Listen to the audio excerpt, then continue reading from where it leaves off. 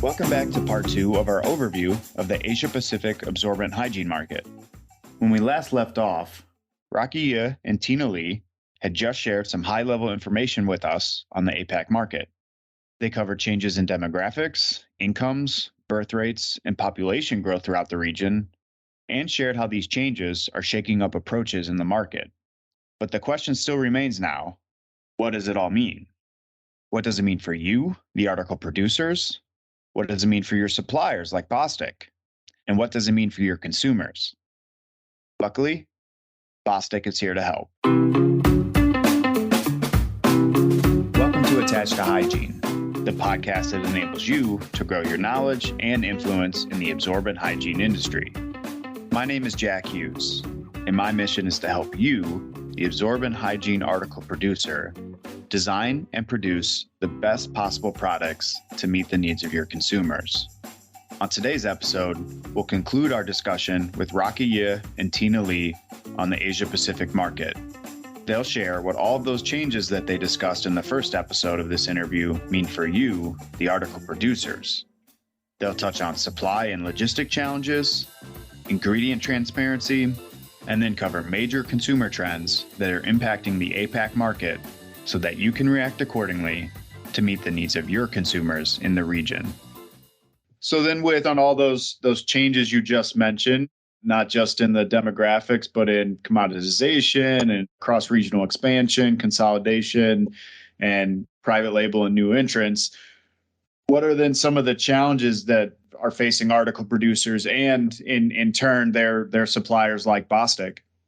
Yeah, I think we talked about, Rockey and me, we talked about the premiumization.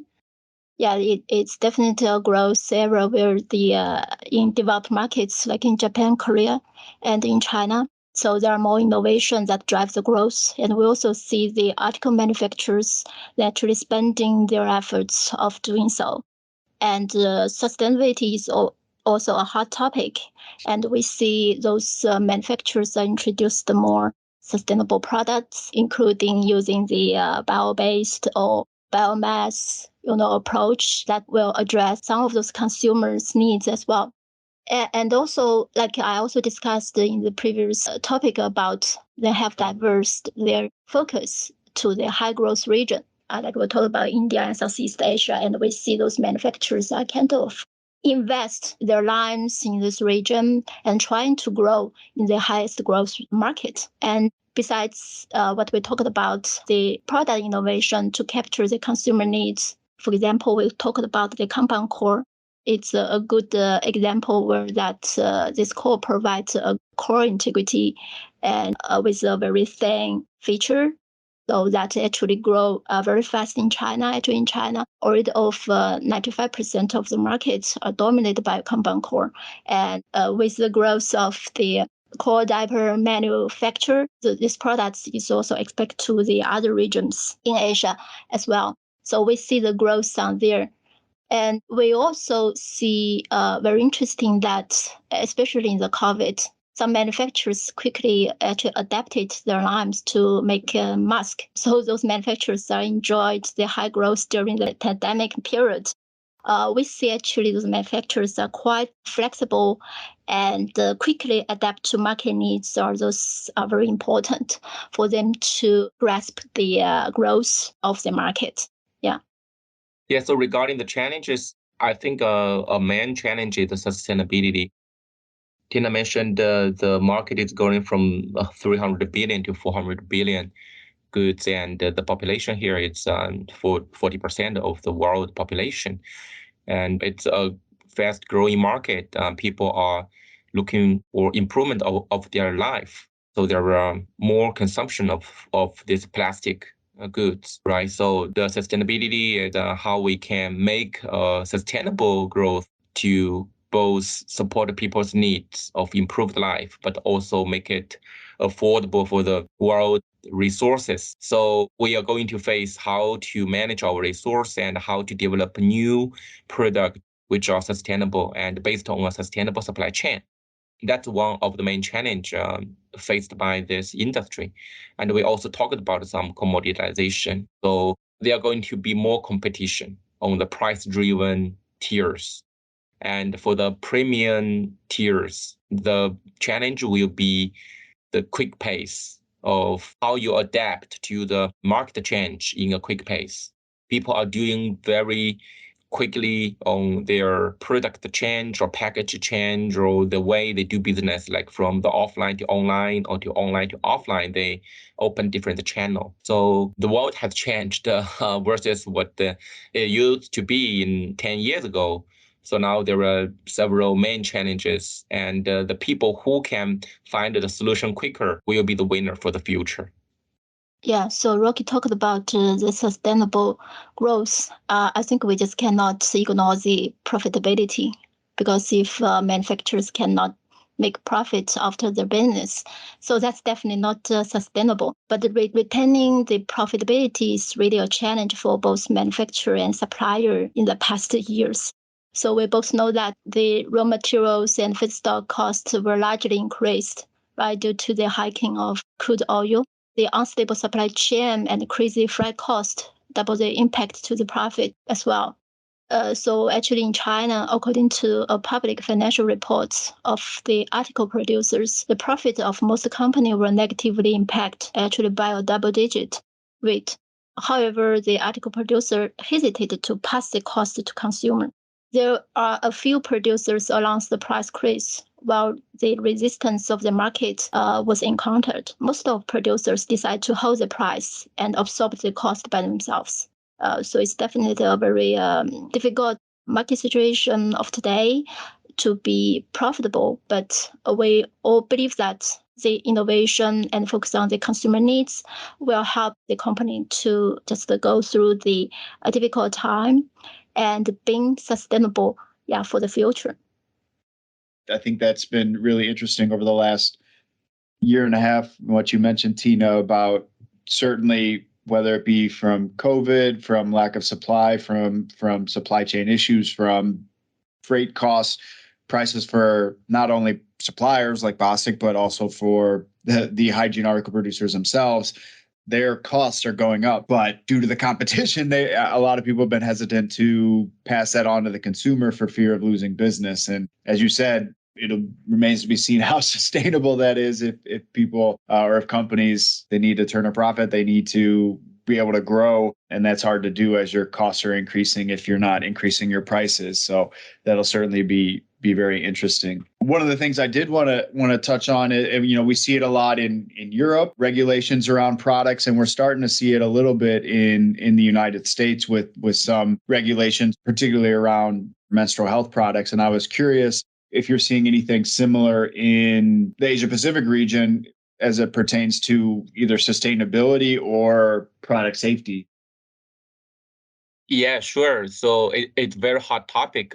So generally speaking, European countries are leading the world trend and the movement of regulation. And these are important reference for Asia countries. There are a lot of discussion between the government and the hygiene manufacturers to make sure the regulatory changes are reasonable and maintain good balance between the consumer concerns and the scientific evidence. Yes, so those associations in China and India proactively working with industry players to improve the quality and the safety of products. The Chinese State Administration for Market Regulation approved 3 standards for hygiene products, which are related to fluff pulp, adult diaper, and disposable paper product degradation. The adult diaper standards aim to provide guidance to production of adult incontinence products manufacturers and to strengthen the healthy development of the industry. So what we can foresee is that there will be more standardization and increased requirements on safety of the materials used in the hygiene product. Then all the raw material suppliers and the article producers should pay more attention to the evolution of the regional regulation. Absolutely. That transparency of ingredient and what's going into a product or what's going into these hygiene articles will continue to be a big focus. As you said, not just in Europe where it's kind of leading the way or in the Americas, but also in, as you said, in China. And I think it's also good to hear that as the adult incontinence industry and demand is growing in a country like China, that you're seeing, regulations and standards being developed as well in conjunction with industry producers, because I think that'll be a big benefit to users as demand continues to increase there. So I think that's really great to hear. So as anyone who has listened to some of our earlier episodes and the previous overview we had of the European, Middle East, and Africa market would know, we like to break consumer needs and trends in the market into 5 different categories, or what we refer to as the 5 C's. And those are convenience, comfort, confidence, consistency, and cost. And I'd like to touch on a few of these today and how article producers are addressing these needs with their solutions across the Asia Pacific region. And given that Tina was our guest on the topic of convenience when we had our episode on convenience in 2021, I think it would be good to start with this one. So how are article producers addressing the needs with their solutions across the region, particularly as it pertains to convenience?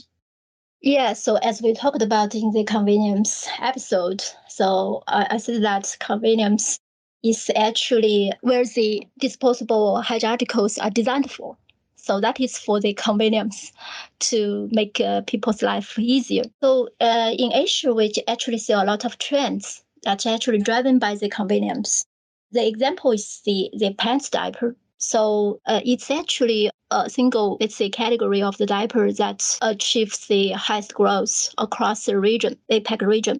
To dominate the market in India, Indonesia, Vietnam, Thailand, and in China, the pants and tape diaper ratio is already close to 50-50. One reason is that it's quite easy to change. So new parents always worried about whether the diaper is put in right way. I shared in the episode of Convenience Talk that mom could try up to 5 times to fix the tape diaper on her baby when changing the diaper. So it sounds very crazy, but sometimes it's true. So because for the tape diaper, you have to fix the hook on the front tape.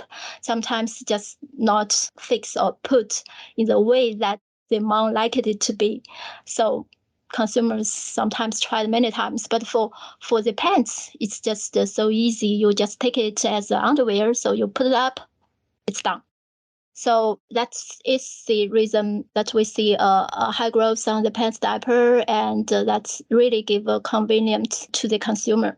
So we also see another reason in the region why the pants is getting so popular is that you can see that the manufacturers in this region they actually offer similar unit price pants diaper over the tape diaper. So then even promote the small size pants diaper to the 3 to 4 months baby. So like in India, probably the pants diaper will take more than 80 to 90% of the market share. And of course, we see all of those is to actually address the consumer needs of the convenience. Yeah, and maybe just to remind another fact, so in Asia, a lot of people are having very long working hours a day. The Japanese or Korean people or even Chinese people or Indian people are working very long hours, and it make them less time to spend on how to change diaper or wear a diaper for their babies.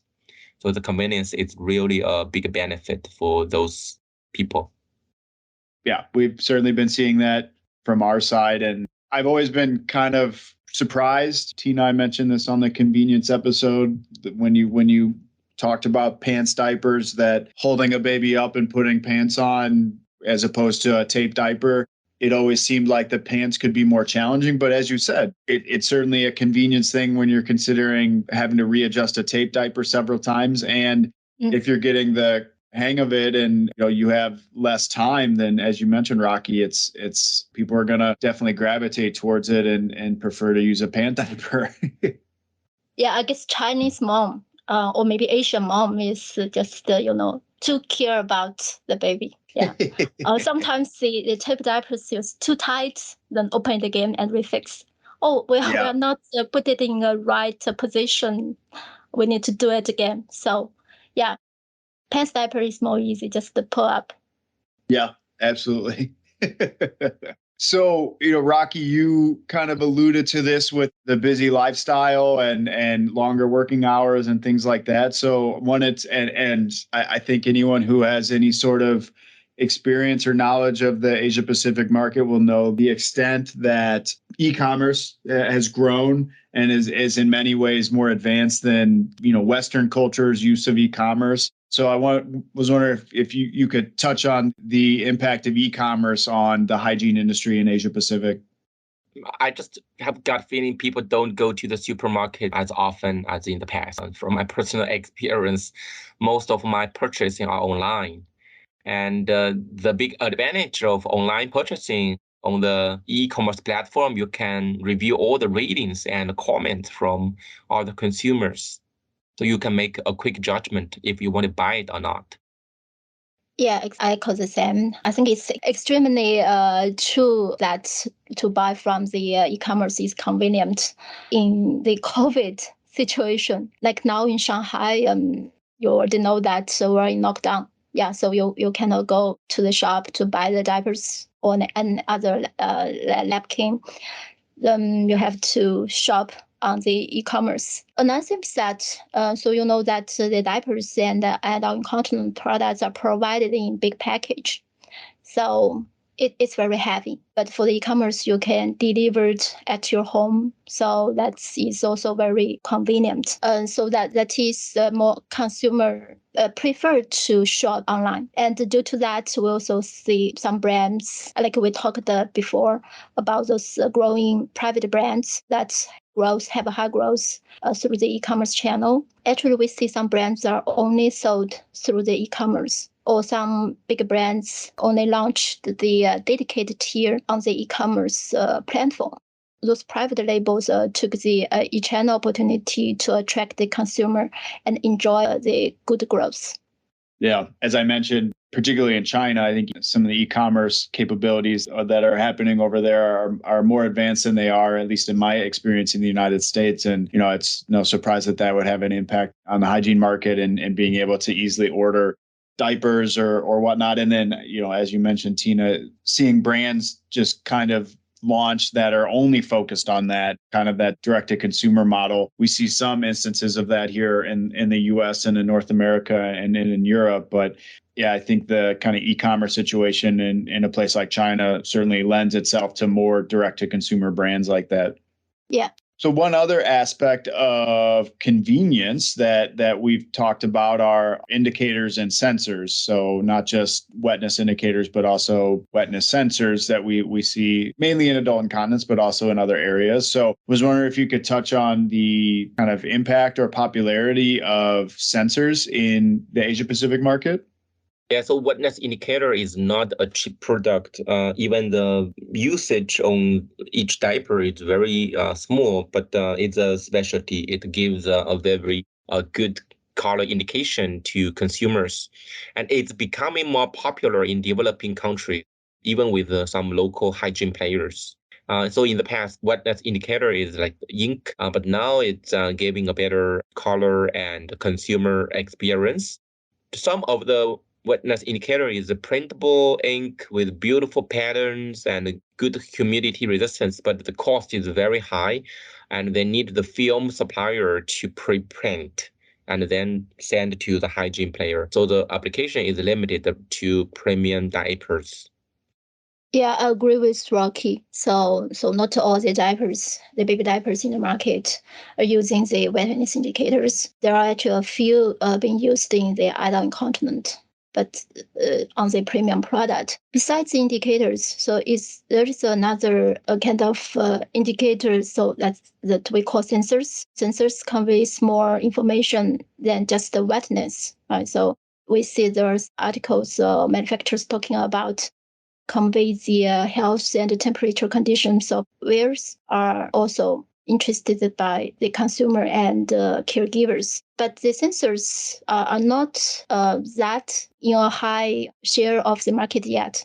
So we just see a few example, like a local brand, it's called O-Care, is trying to incorporate smart indicator into their adult diaper to help the caregivers knows when to change.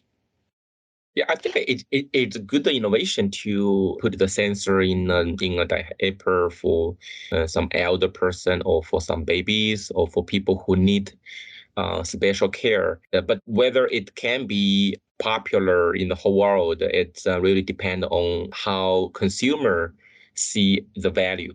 So we will wait and see how the census goes. Yeah, but it's definitely taking the attention of the adult incontinence producer in this region. Yeah. Certainly. And yeah, we've seen that in other regions as well. It hasn't exactly taken off in a huge way, at least in North America either. But you are starting to see some adult incontinence producers offering it as a convenience op, or particularly for caregivers, as you mentioned. And we heard several instances on our menstrual health series about producers or femtech companies, as they're referred to, using some sort of sensor as like a health indicator to go along with menstrual products. And like you just mentioned, Tina, and I think that'll be a really interesting industry and development to follow in the coming years as to, is that an area for sensors to really take off and become a bit more mainstream outside of adult incontinence through the kind of health tracking and benefits of that aspect? Yeah, I think the last thing in my mind is with the same size of the package, a thinner diaper can be packed more in the same bag. So it's more convenient. Families, weekend activities, and for their long travel, so they don't have to carry a big bag full of diapers. Yeah, so there are also a few cases that address the convenience from the consumer point of view. So you might see those overnight pads and diapers. So the manufacturers claimed that one diaper for one night. So you don't need to change the diaper for the baby at night to annoy them. And there's also one fast growth category in menstruation product, that is the pant napkin. So that is a sanitary napkin, but it looks like underwear. So it's like pants, a big baby pants diaper. Yeah, but that gives like a 360-degree security for the women in the night, so you don't worry about the leakage. So that category actually grew very fast in China. And we even see it expands to other countries.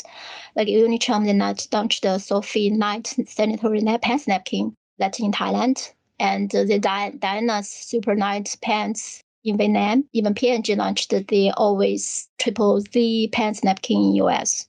So this product is kind of really address the women's needs at night. So protect, no leakage, and very convenient. Definitely a good point on the period panties and the growth and popularity there, which we also heard about in some of our recent menstrual health episodes. So the next of the 5 C's that I thought would be good to talk about, and particularly because it is such a popular topic in the Asia Pacific market, is comfort. So how is the trend of comfort and the consumer needs around comfort impacting the market in Asia Pacific? Yeah, so most important for comfort is the softness for hygiene disposable goods. And so I see there are 3 main changes in the recent years on this softness improvement. So the first is the air-laid nonwoven utilization. It was led by Cal, who used air-laid nonwoven on top sheet. And then it spread to most mid to high-end diapers. So actually, a lot of modification are made on nonwoven to improve further the hand feeling and moisture absorption speed and less re-wet. So this sometimes cause the lower bonding strength, where we have provided some good solution to our customers. And another change is from tissue core wrap to nonwoven core wrap to improve the softness hand feel. And the third one I see is the SAP particles get stuck together in the thinner core. And then it gives a very rigid touch feeling. So people are utilizing the thicker ADL, acquisition distribution layer, and the better distribution of SAP from their process improvement to improve the hand feeling. Bostik also set up a SAP spray machine on our F1 coder, and we studied how adhesive can help on SAP distribution and positioning to avoid this core cracking at both dry and wet conditions. Yeah, I agree with what Rocky said about the using of the high loft non-woven to improve the softness of the Hygiene products. So the softness are reviewed by consumer both for the cushion touch and silk feeling. So high loft non-woven definitely address the benefits of being cushion. But we also see some manufacturers use additive to improve the silk feeling. So for that case, that actually brings some challenges to our adhesives for the bonding. So you know actually the consumers then like to, for the mom, they like to touch the back sheet of the diaper to feel its softness. So with the long oven, that some with some additives that actually improve the touch and feeling. So it feels like a silk. So that's considered as a more soft, be more comfort for baby. We also see the difference of review the softness in the countries across the Asia. So we see the consumers in China, Japan, Korea, and Thailand, they are more emphasized on the softness. While for the other countries like in India, Indonesia, and Vietnam, they're not ranking that high on the softness. So they are more focused on the leakage protection or reducing of rashes of baby. But of course, rashes are also important for the baby's comfort as well. Another is about the cotton. So besides the high loft non-woven, we also see the cotton getting popular in this region, but mostly in the menstruation products. So that cotton are considered comfort to skin, but also for the premium tier product as well. So it's gaining more and more consumers in Japan, Korea, and China, not only about the comfort, but also due to its natural attributes as well. We see almost all brand owners launched their cotton sanitary napkin in the market. Yeah, besides cotton, silk, and bamboo content sanitary napkin are also made available for consumers. So those natural fiber are considered comfort to consumer. Yeah, certainly. And the natural fiber, as you mentioned, Tina, is something that we're definitely seeing coming into the market first on feminine care and menstrual health products before eventually making their way over to baby diapers, and not so much yet, but eventually into adult incontinence products. So yeah, seeing similar stuff in other regions with the focus on natural fibers in feminine care and menstrual health products. Now, touching a little bit more on feminine care and menstrual health products, as we mentioned in a previous episode, one of the needs around pads and the comfort of pads is stay in place performance. So I was curious if we're seeing anything there as far as a market need or consumer awareness around stay in place. Is that something that consumers are either complaining about or asking for? I think stay in place is not a new need in the market. So we have heard it from time to time when we have our conversation with our customers. Bostik invented the test method to simulate the real stay in place instead of the current industry practice, which is just pure strength test. We often heard the bumping at the issue of stay in place instead of low pure strength. We seldom hear our customers say the product have low pure strength, but they say the consumer complaint is the bumping. There could be a few complaints about the low pure strength, which is like a bottom line issue, which means you cannot keep the basic function. So many R&D managers told us they are trying to improve their stay in place performance to reduce bumping. Yeah, so bumping is definitely not comfort. And if we can make the pads stay in place, that definitely improves the comfort of consumer experience.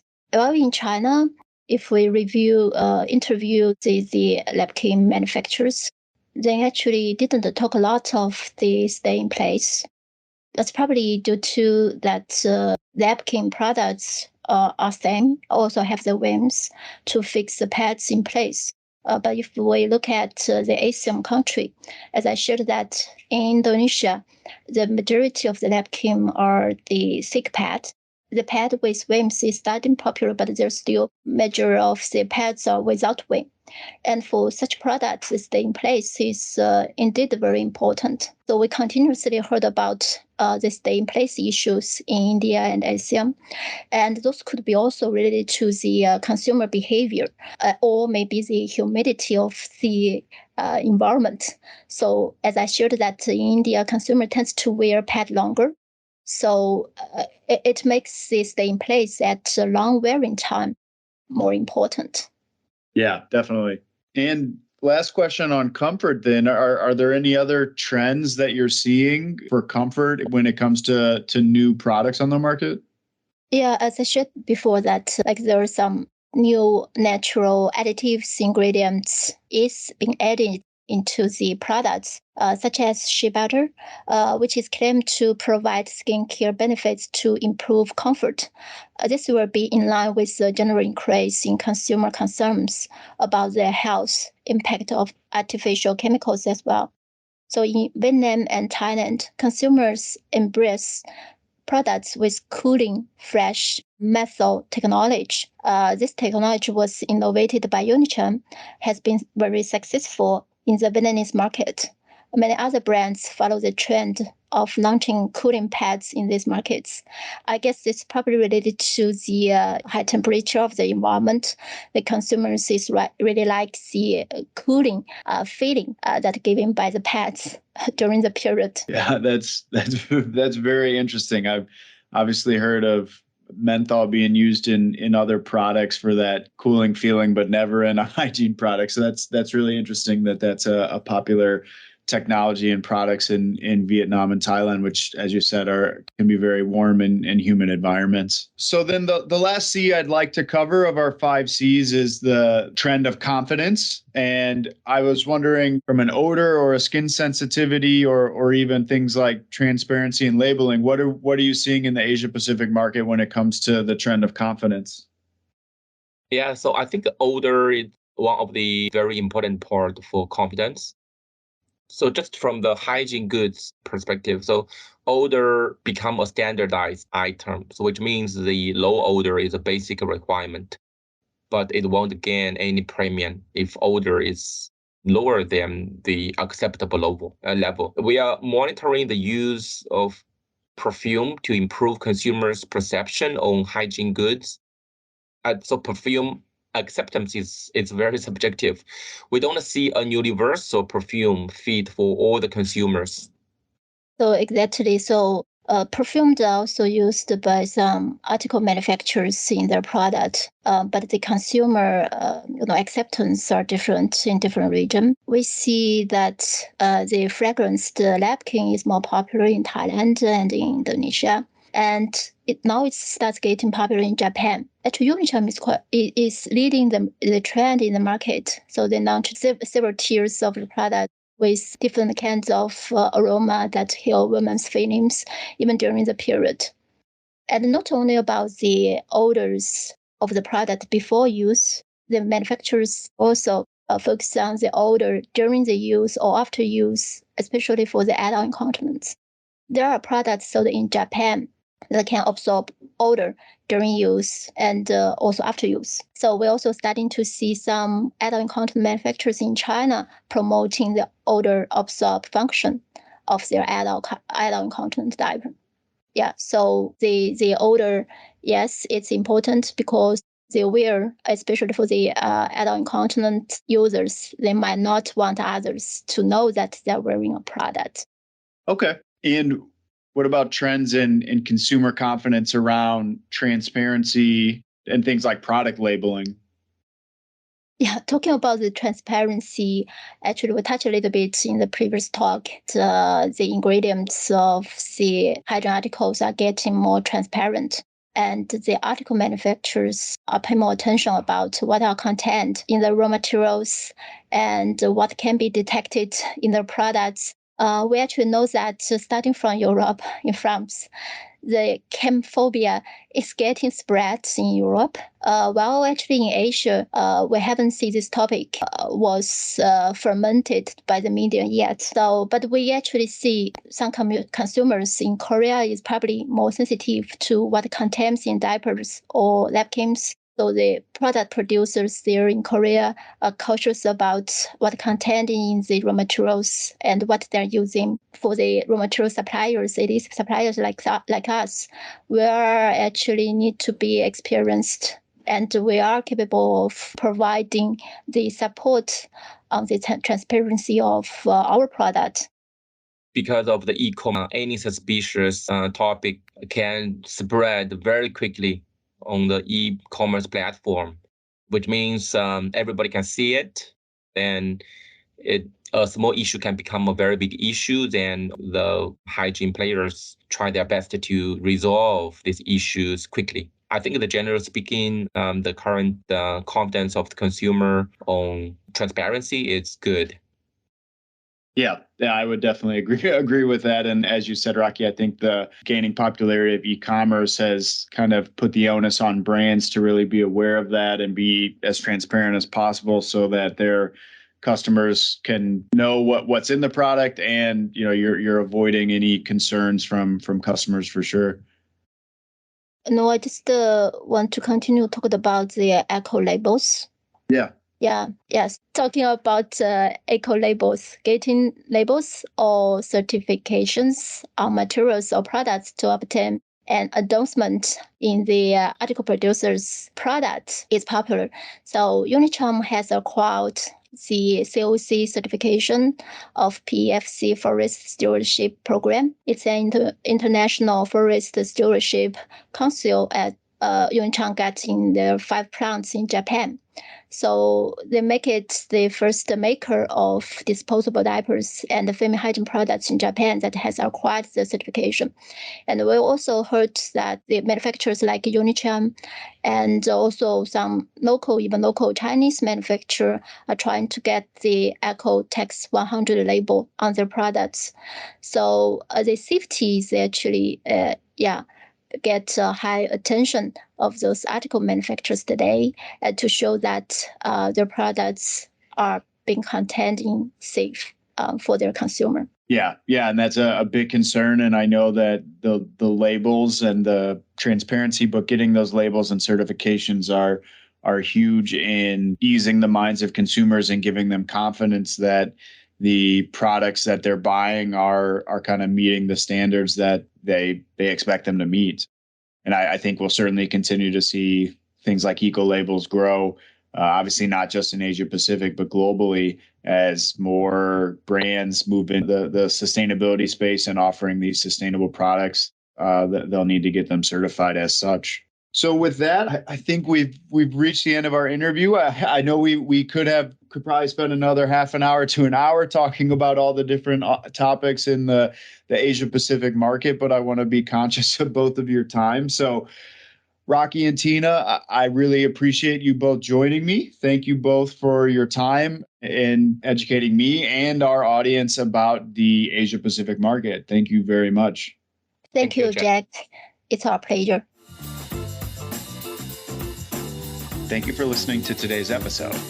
On our next episode, we'll be returning to an incontinence product user panel, but this time, the panelists will be based in North America, so we can get a few perspectives from that region. Attached to Hygiene is brought to you by Bostik, and is hosted by me, Jack Hughes. It is produced and edited by me with the help of Paul Andrews, Michelle Tonkovitz, Emery Chernis, and Nikki Ackerman at Green Onion Creative. Our theme music is by Jonathan Boyle. Once again, we'd like to extend a special thank you to our guests today, Tina Lee and Rockey Ye. You can find Tina on LinkedIn, where you can feel free to address any emails to Rockey or Tina directly at our hygiene@bostik.com email address. Thank you for listening, and we'll see you next time.